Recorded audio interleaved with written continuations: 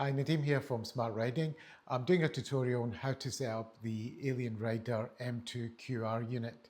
I was at the ECMA show earlier this month, and as you can see, I got the t-shirt and it's just been released there. So there's a number of things that you can change in the settings. There's a couple of things you should do immediately, in my opinion. So I'll run through them. Now, if you haven't already bought the unit, you can get a discount up to 20% from us. It's in the description for the video. You just use the code in there and enter it at checkout and it'll give you the discount. So the first thing you're going to want to change is the alarm values for the tire pressure monitors. So you just go in here. Now, the high pressure alarm values, you can see here, I've set them quite high.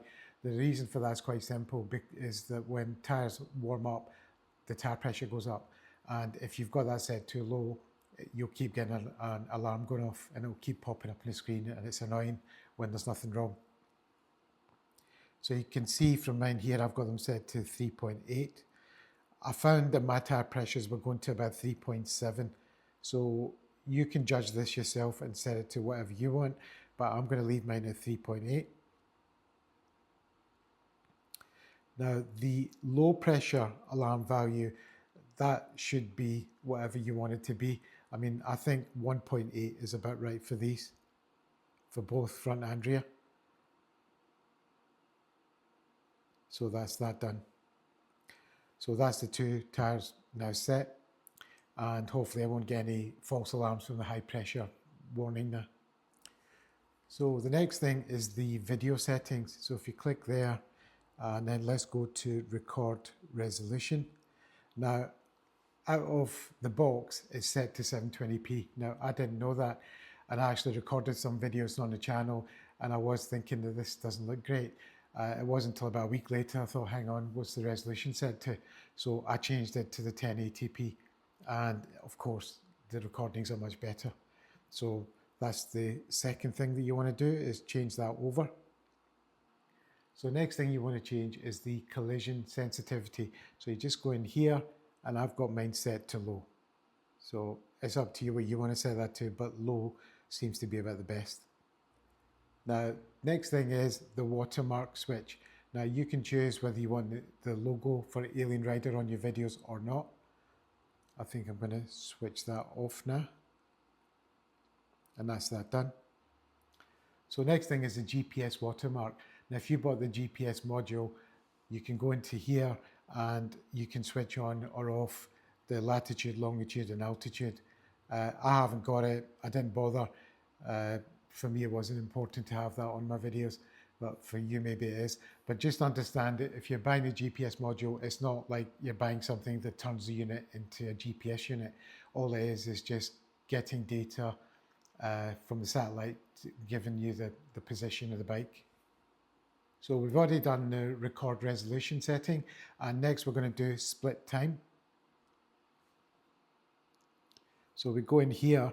Now what this is it splits the videos it's recording into loops of 1 minute, 3 minute, or 5 minutes, so you can choose which one you've got yours set to. I think 1 minute is not enough, so I've got mine set to 3. Now you can choose this yourself and change it to whatever you want. Now this is the main settings menu I'm in now. Now, if main interface style, I can't change this just now because it's not connected to the bike, because it relies on the cameras, etc. as well, but you can change this to a different view, so like to a dashboard view. Another important setting that you need to look at is auto dimming.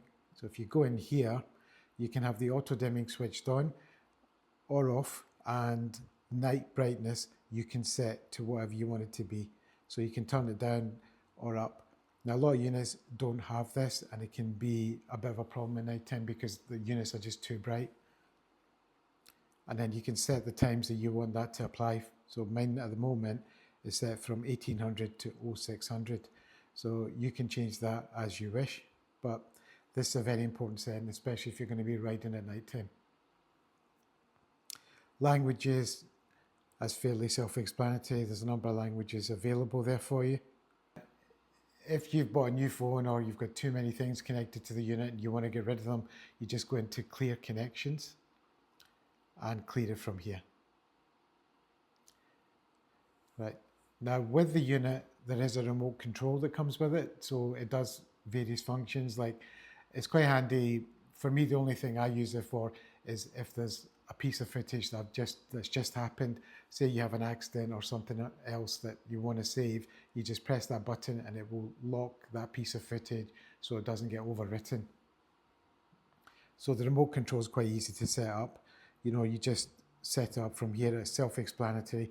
Mine's already set up here and you can see it's shown as connected. So this is the other display. I changed it over. Now let's go back into settings. Now there is another very cool feature with the M2QR. Now you can change the rotation of the screen and make it a vertical display. And that's quite easy to do. You just go to screen rotation, hit confirm. And the unit will fire back up again. And now it will be in portrait mode.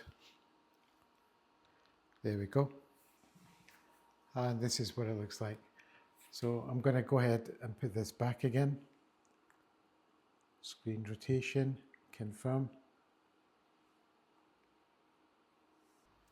So that covers the main things I think that you need to do as soon as you get the unit, and hopefully this will make you understand a bit more about the unit, what kind of things it can do. I mean, I think the rotation of the screen thing is really cool.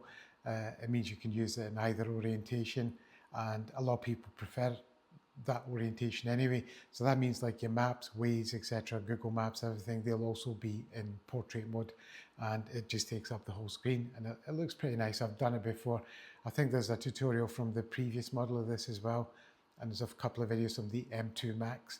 That's in the Alienrider playlist, so you can have a look at them. It does the exact same thing.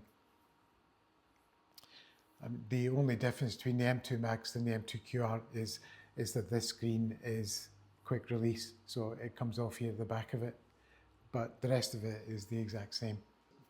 So if you're thinking of buying the unit, this will hopefully give you a bit more understanding of it.